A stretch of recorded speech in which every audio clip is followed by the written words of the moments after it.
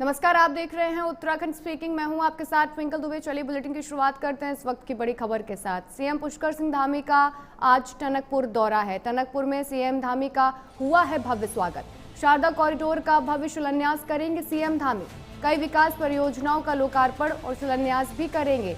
माघ माह के भोजन प्रसादी कार्यक्रम में भी शामिल होंगे। टनकपुर को मिलेगी बड़ी सौगात, योजनाओं की सौगात दी जाएगी। तो आज मुख्यमंत्री पुष्कर सिंह धामी आज टनकपुर दौरे पर रहेंगे, जहां वे क्षेत्र के विकास के लिए शारदा कॉरिडोर का शिलान्यास करेंगे। इसके साथ ही सीएम धामी कई अन्य विकास परियोजनाओं की भी सौगात देंगे। अपने इस दौरे के दौरान सीएम धामी माघ माह के अवसर पर आयोजित विशेष भोजन प्रसादी कार्यक्रम में भी शामिल होकर प्रदेश की सुख समृद्धि की कामना करेंगे। तो आज सीएम पुष्कर सिंह धामी टनकपुर दौरे पर हैं, जहां पर वो कई विकास कार्यों की सौगात देने वाले हैं। साथ ही शारदा कॉरिडोर का वो शिलान्यास करेंगे, जो विकास के लिए बेहद महत्वपूर्ण माना जा रहा है। सीएम धामी के दौरे को लेकर सारी तैयारियां हो चुकी हैं और अब वो टनकपुर में पहुंच चुके हैं, जहां पर उन्होंने कार्यकर्ताओं से मुलाकात की है, जहां पर उनका भव्य स्वागत किया गया है।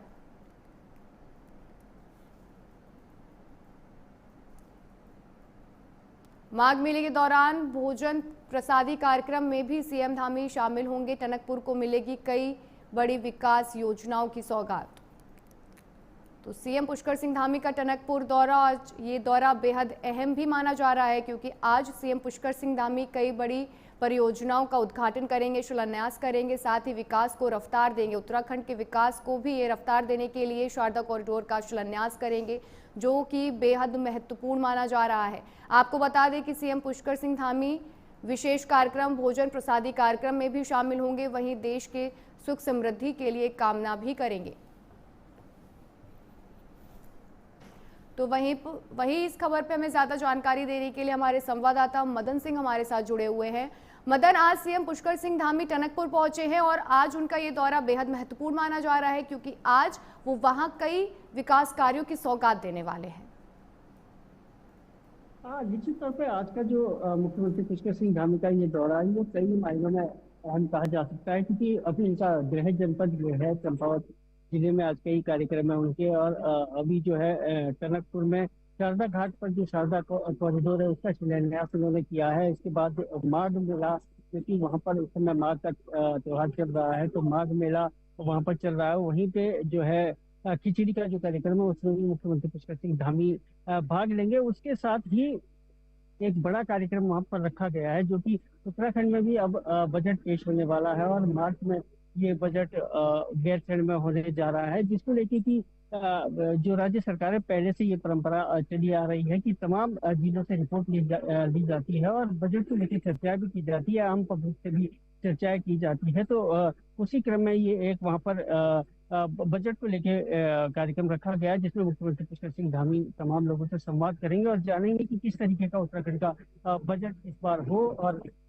क्या क्या चीजें उसके सम्मिलित होनी चाहिए। तो ये तमाम एक जनता की राय वहां पर लेंगे। उसके साथ ही और भी अन्य महत्वपूर्ण कार्यक्रम मुख्यमंत्री पुष्कर सिंह धामी के हैं। वहाँ पर विंटर कार्निवाल फेस्टिवल का आयोजन किया जा रहा है, उसमें भी मुख्यमंत्री पुष्कर सिंह धामी भाग लेंगे। लेकिन निश्चित तौर पर एक अहम दौरा है और ये भी कहा जा रहा है कि तमाम जो वहाँ के कार्यकर्ता है, चाहे वो भाजपा के हैं या अन्य लोग हैं, तमाम जनता है, इनसे भी धामी के तौर पर संवाद करेंगे, क्योंकि चुनावी ये वर्ष है और इस समय जो है तमाम जनपदों का दौरा मुख्यमंत्री पुष्कर सिंह धामी कर रहे हैं। तो निश्चित तौर पर ये उनका गृह जनपद है, वहां पर तमाम लोगों से बातचीत करेंगे और निश्चित तौर पर चुनाव सिलसिले में भी बात होगी। इसके साथ ही बजट को लेकर भी बातचीत होगी और चंपावत की जनता को आज जो है बड़ी सौगात भी मुख्यमंत्री पुष्कर सिंह धामी दे सकते हैं, इसकी भी संभावनाएं जताई जा रही है। जिस तरीके से शारदा कॉरिडोर का शिलान्यास करेंगे, तो उसके साथ ही तमाम अन्य योजनाओं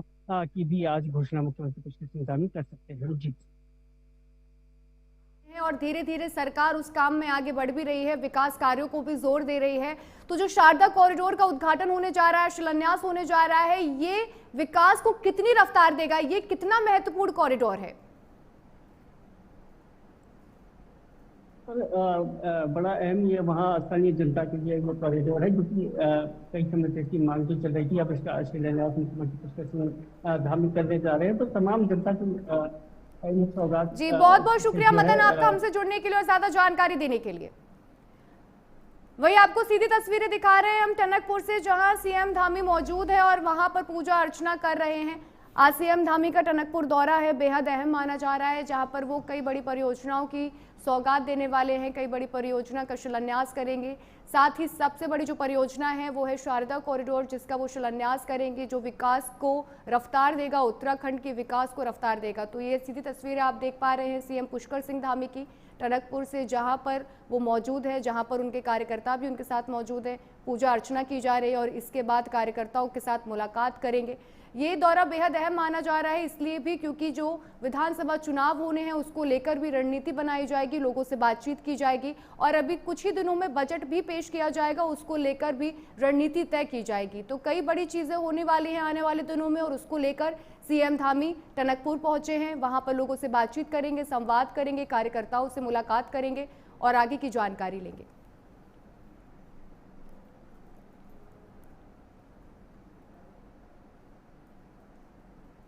चलिए खबरों में आगे बढ़ते हैं। औली में नेशनल विंटर गेम्स की तैयारियां तेज हो चुकी हैं। विंटर कार्निवल को लेकर प्रशासन ने कमर कस ली है। खिली धूप से पिघल रही स्नो की बर्फ नई पश्चिमी विक्षोभ पर टिकी आयोजकों की उम्मीदें। खूबसूरत स्क्रीनिंग ढानों का लिया जा रहा है जायजा। बर्फीनी खेलों के लिए सजने लगा है औली। चमोली के विश्व प्रसिद्ध हिम क्रीड़ा केंद्र औली में नेशनल विंटर गेम्स 2026 और औली कार्निवल को लेकर तैयारियां जोरों पर है। जिला प्रशासन जहां आयोजन को सफल बनाने के लिए युद्ध स्तर पर जुटी हुई है, वहीं चटक धूप ने भी अब लोगों के चेहरे पर मुस्कान ला दी है।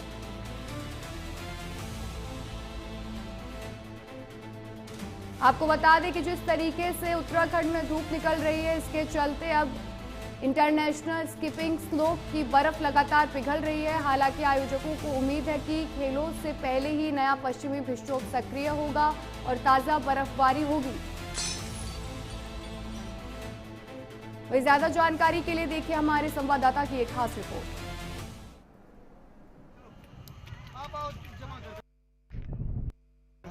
5 से 7 बच्चों को, तो 2-3 दिनों से मैं ट्रेनिंग दे रहा हूँ। तो स्लोप की दिन प्रतिदिन स्लोप की कंडीशन ख़राब होती जा रही है और बर्फ़ मेल्ट होती जा रही है। तो काफ़ी बीच बीच में पत्थर है वो दिखने शुरू हो गए हैं। तो जो अच्छा एक प्रोफेशनल स्कीयर होगा तो वो इस स्कीइंग स्लोप में अभी तो नहीं कर पाएगा।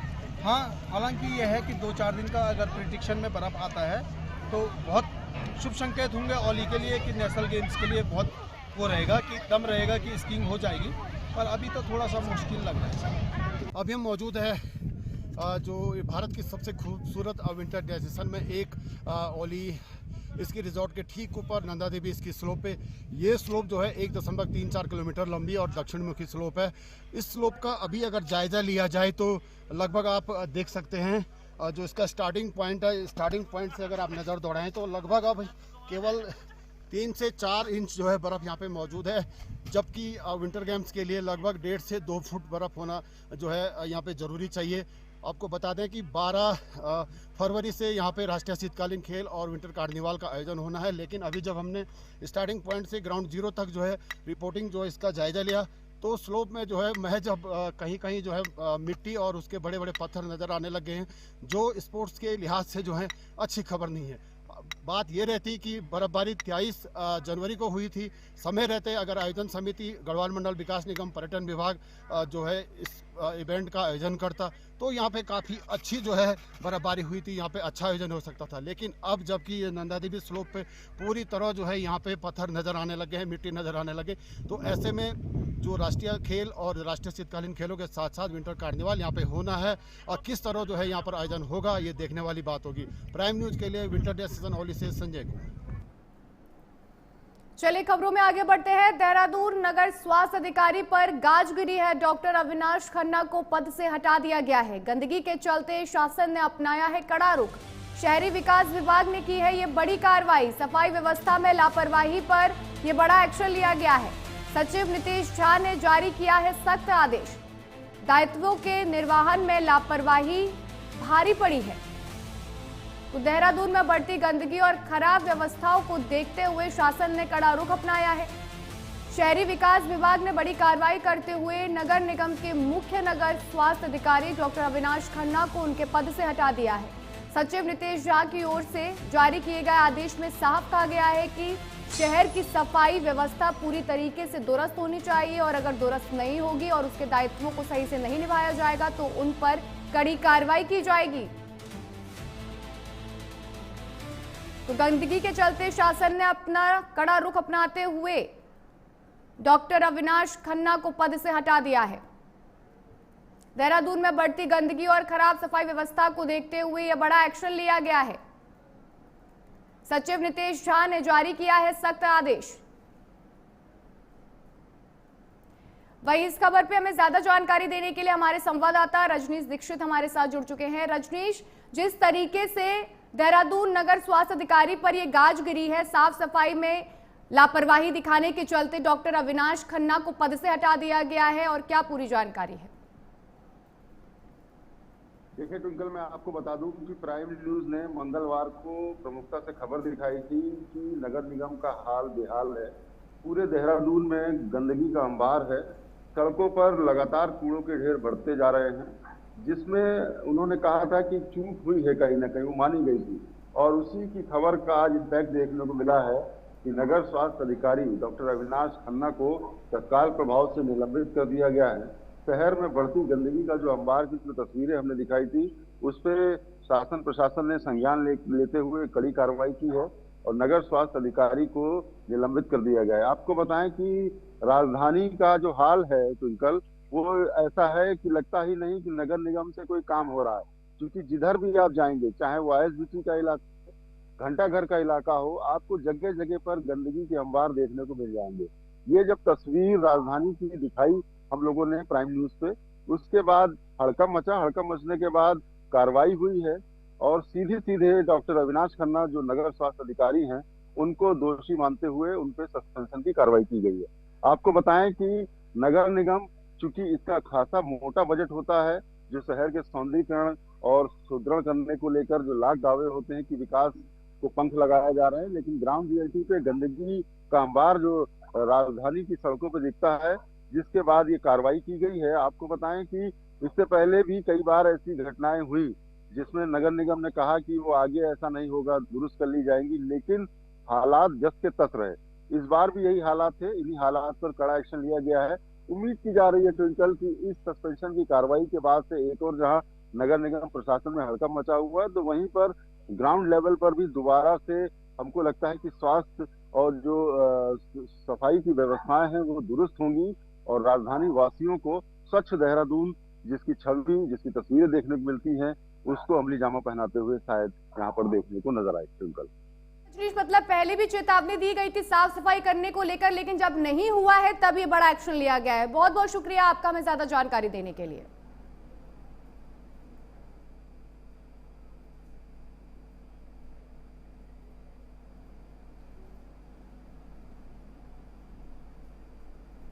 रजनीश जी, मैं ये भी जानना चाहूंगी कि जिस तरीके से ये एक्शन लिया गया है और एक बड़ा कदम उठाया गया है, पहले भी चेतावनी दी गई थी उनको साफ सफाई करने के लिए, लेकिन जब उसमें वो असफल रहे हैं तब ये बड़ा एक्शन लिया गया है।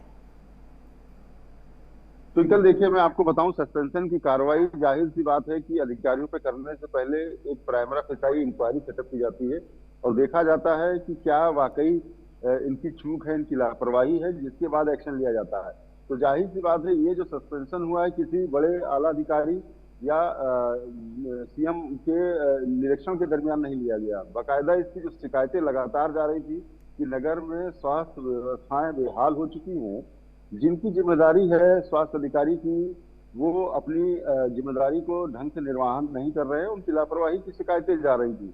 इन शिकायतों पर जब जांच की गई, पता चला कि राजधानी की जो सड़कों का हाल है वो बुरा है, गंदगी का अंबार है और इसमें कहीं ना कहीं सीधे तौर पर इनकी जवाबदेही तय होती है। तो इस जवाबदेही में जब वो विफल पाए गए तो डॉक्टर अविनाश खन्ना पर सस्पेंशन की गाज गिरा दी गई। अब इस गाज के बाद से एक और जहां नगर निगम प्रशासन में हड़कंप है, तो वहीं पर सीधा संदेश भी है कि अगर राजधानी की सड़कों के आसपास जो इलाके हैं वहां पे गंदगी का अंबार अगर नहीं सुधरेगा तो आगे भी कार्रवाई जारी रहेगी। जी बहुत शुक्रिया आपका रजनीश, लेकिन आप जुड़े रहिए हमारे पास, आपके पास हम फिर वापस लौटेंगे।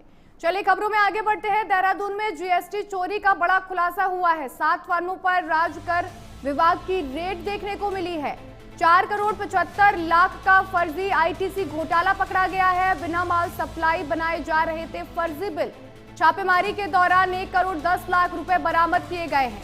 वर्क कॉन्ट्रैक्ट से जुड़ी फर्मों की जांच भी लगातार जारी है। तो देहरादून में राजकर विभाग की ये बड़ी कार्रवाई देखते हुए जीएसटी चोरी के एक बड़े सिंडिकेट का भंडाफोड़ किया गया है। विभाग की टीम ने 7 अलग अलग फर्मों पर छापेमारी कर करीब 4 करोड़ 75 लाख रुपए की फर्जी आईटीसी घोटाले का पर्दाफाश किया है। जांच में सामने आया है कि ये फर्में बिना किसी वास्तविक माल सप्लाई के केवल फर्जी बिल तैयार कर रही थी। विभाग के दौरान कार्रवाई की गई है और जिसमें 1 करोड़ 10 लाख रुपए भी जमा किए गए हैं। फिलहाल आईटी और वर्क कॉन्ट्रैक्ट से जुड़ी सभी फर्मों पर गहन जांच की जा रही है। तो देहरादून में ये बड़ी कार्रवाई देखने को मिली है, जहां पर छापेमारी की गई है जीएसटी की टीम से और बड़ा फर्जीवाड़ा सामने आया है। वहीं इस खबर पे हमें ज्यादा जानकारी देने के लिए हमारे संवाददाता रजनीश हमारे साथ जुड़े हुए हैं। रजनीश, देहरादून में राजकर विभाग की बड़ी कार्रवाई देखने को मिली है। जिस तरीके की जीएसटी टीम ने ये बड़ी कार्रवाई की है, लोगों में हड़कंप मच चुका है। देखिए ट्विंकल, मैं आपको बता दूं कि जीएसटी चोरी का एक बड़ा घोटाला सामने आया है। 4 करोड़ 75 लाख रुपए की आईटीसी घोटाला है, जो जीएसटी की जो खुफिया विंग है, जो जिसने छापेमारी करके पकड़ा है। आपको बताएं ये जीएसटी घोटाला तब प्रकाश में आया। ये 7 फर्में हैं। इन 7 फर्मों में क्या था, फर्जी तरीके से ट्रेडिंग दिखाई गई और आईटीसी के अगेंस्ट जो है उसका बिल प्रोसेस किया गया। आपको बताएं ये पूरा घोटाला तब पकड़ में आया। इसके ट्विंकल 2 वजह हैं।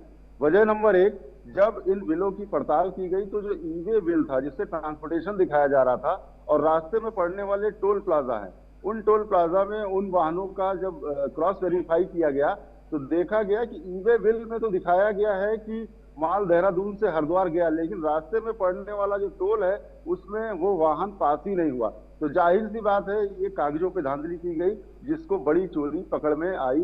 जो सबसे इंपॉर्टेंट पकड़ में रहा वो यही रहा, ईवे बिल और जो टोल है, टोल प्लाजा में जब उनकी स्लिप, उनके वाहनों की संख्या का मिलान किया गया तो वहां से वाहन गुजरे ही नहीं। इसके अलावा जो सबसे बड़ी बात है वो ये है, जो 7 कंपनियां हैं जिन पर छापेमारी हुई, इन कंपनियों के जो पते हैं उन पतों पर भी वो कंपनी रजिस्टर्ड नहीं पाई गई। मतलब फर्जी पत्तों पे दर्ज कंपनियां थी और सिर्फ बिलिंग के लिए और आईटीसी घोटाले को अंजाम देने के लिए ही इस तरीके की कंपनियां बनाई गई थी और इन कंपनियों से कागजों पे ही काम हो रहा था। ईवे बिल काटे जा रहे थे और कागजों पर ही आईटीसी को क्लेम किया जा रहा था। जिसके बाद जीएसटी की जो खुफिया यूनिट है उसने छापेमारी की है 7 फर्मों पर। और आपको बताएं, जब छापेमारी की कार्रवाई शुरू हुई तो 1 करोड़ 10 लाख रुपए इन फर्मों ने जमा भी कर दिया ताकि जीएसटी चोरी का मामला न पकड़ में आए। लेकिन जब पड़ताल आगे बढ़ी और पड़ताल में ईवे बिल और टोल प्लाजा का क्रॉस वेरिफिकेशन हुआ जिसमें फर्जी पाया गया, इसके अलावा नाम पते की धांधली भी फर्जी पाई गई। तो जिसके बाद ये कड़ी कार्रवाई की गई है। आपको बताएं, जो राज्य कर विभाग है, जीएसटी चोरी का ये जो आईटीसी घोटाला सामने आया है, इसके बाद जो ये सोनिका है उनसे बात हुई, उन्होंने कहा ये कार्रवाई आगे भी जारी रहेगी, क्योंकि अभी जो ये 7 कंपनियां हैं इनके साथ साथ इनके तार खंगाले जा रहे हैं कि कहां कहां जुड़े हुए हैं और उन कंपनियों पर भी कार्रवाई की तलवार लटक रही है। तो जीएसटी घोटाला ये काफी बड़ा घोटाला है, जिसमें अभी शुरुआती जांच में 4 करोड़ 75 लाख रुपए का राजस्व का नुकसान है, जो सरकार का राजस्व की हानि हुई है, जिसमें घोटाला किया गया आईटीसी के अगेंस्ट। और इस आईटीसी के अगेंस्ट में अन्य कंपनियां कितनी शामिल हैं उस पर भी गहनता से पड़ताल चल रही है। जी, बहुत बहुत शुक्रिया रजनीश आपका हमें ज्यादा जानकारी देने के लिए। चलिए खबरों में आगे बढ़ते हैं। ऑनलाइन गेमिंग पर देहरादून प्रशासन सतर्क हो चुका है। स्कूलों के लिए प्रशासन ने जारी की है एडवाइजरी। डीएम सविन बंसल ने सभी स्कूलों को दिए हैं अहम दिशा निर्देश। डीएम ने डिजिटल व्यवहार पर निगरानी के निर्देश दिए हैं। बच्चों की गेमिंग आदतों और मानसिक स्वास्थ्य पर नजर रखें। स्कूलों को अभिभावकों को जागरूक करने के लिए ये निर्देश दिए गए हैं। बच्चों की पढ़ाई पर पड़ रहे प्रभाव को लेकर भी चिंता जताई है। जिला प्रशासन ने संतुलित डिजिटल उपयोग पर जोर दिया है। तो गाजियाबाद की घटना के बाद अब देहरादून जिला प्रशासन पूरी तरीके से सतर्क होता नजर आ रहा है। बच्चों में बढ़ती ऑनलाइन गेमिंग की लत को देखते हुए डीएम सविन बंसल ने सभी स्कूलों के लिए महत्वपूर्ण एडवाइजरी जारी की है। डीएम ने स्कूलों को निर्देश दिया है कि वे बच्चों के डिजिटल व्यवहार, उनकी गेमिंग आदतों और उनके मानसिक स्वास्थ्य की कड़ी निगरानी करें। साथ ही स्कूलों को, अभिभावकों को और साथ मिलकर बच्चों की पढ़ाई पर असर पड़ रहे उन सभी प्रभावों को एक बार नजर रखना चाहिए। वहीं डीएम ने डिजिटल उपयोग को लेकर भी कई बड़े दिशा निर्देश भी जारी किए हैं।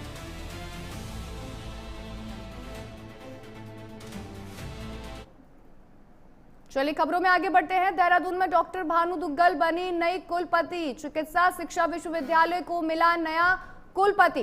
राज्यपाल गुरमीत सिंह ने नियुक्ति आदेश जारी किया है। एम्स ऋषिकेश की प्रोफेसर संभालेंगी अब कमान। नीति आयोग में भी सेवाएं दे चुकी है डॉक्टर दुग्गल।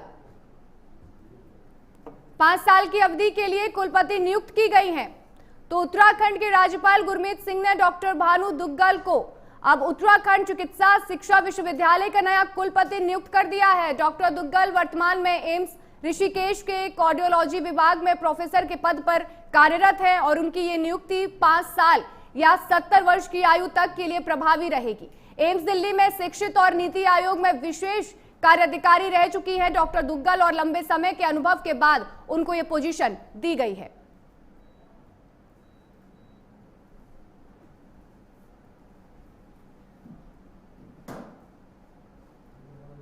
चलिए खबरों में आगे बढ़ते हैं। केंद्रीय मंत्री हरदीप पुरी का देहरादून दौरा है। आज बजट को लेकर महिलाओं से करेंगे संवाद। बीजेपी दफ्तर में दोपहर 1 बजे कार्यक्रम का आयोजन होने वाला है। केंद्रीय बजट की खूबियां गिनाएंगे हरदीप पुरी। दोपहर बाद मीडिया से रूबरू होंगे मंत्री। केंद्र सरकार के बजट पर रखेंगे सरकार का पक्ष। बजट संवाद के लिए बीजेपी कार्यकर्ताओं में उत्साह भी देखने को मिल रहा है। तो केंद्रीय पेट्रोलियम मंत्री हरदीप पुरी आज उत्तराखंड के दौरे पर देहरादून पहुंच रहे हैं। वे अपने इस प्रवास के दौरान दोपहर 1 बजे बीजेपी प्रदेश कार्यालय में आयोजित एक विशेष कार्यक्रम में हिस्सा लेंगे, जहां वे महिलाओं के साथ केंद्रीय बजट को लेकर सीधा संवाद करेंगे। हरदीप पुरी महिलाओं को बजट और उसकी बारियों को लेकर बातें करेंगे। साथ ही कार्यक्रम के बाद दोपहर में एक प्रेस वार्ता का भी आयोजन किया गया है, जिसमें वो जनता से रूबरू होंगे। साथ ही बजट पर अपनी बात भी रखेंगे।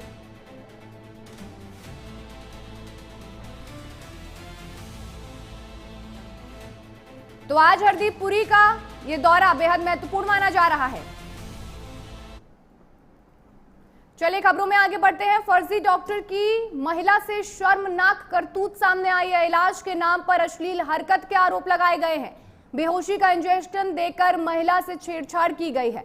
मंगलोर पुलिस ने आरोपी को गिरफ्तार कर लिया है। आरोपी डॉक्टर रिजवान जेल भेज दिया गया है। अस्पताल में हंगामे के बाद ये पूरी कार्रवाई की गई है। तो हरिद्वार के मंगलोर में एक फर्जी डॉक्टर की शर्मनाक करतूत सामने आई है, जहां निजी अस्पताल में भर्ती महिला के साथ इलाज के नाम पर छेड़छाड़ का आरोप लगा है। आरोपी डॉक्टर रिजवान ने महिला को बेहोशी का इंजेक्शन देकर उसके साथ अश्लील हरकत करने की कोशिश की। पीड़िता के होश में आते ही अस्पताल में हंगामा मच गया, जिसके बाद परिजनों की तहरीर पर पुलिस ने तत्काल मुकदमा दर्ज किया। पुलिस ने आरोपी को गिरफ्तार कर कोर्ट में भेज दिया गया है, जहां पर उसकी न्यायिक हिरासत को लेकर अब बात चल रही है।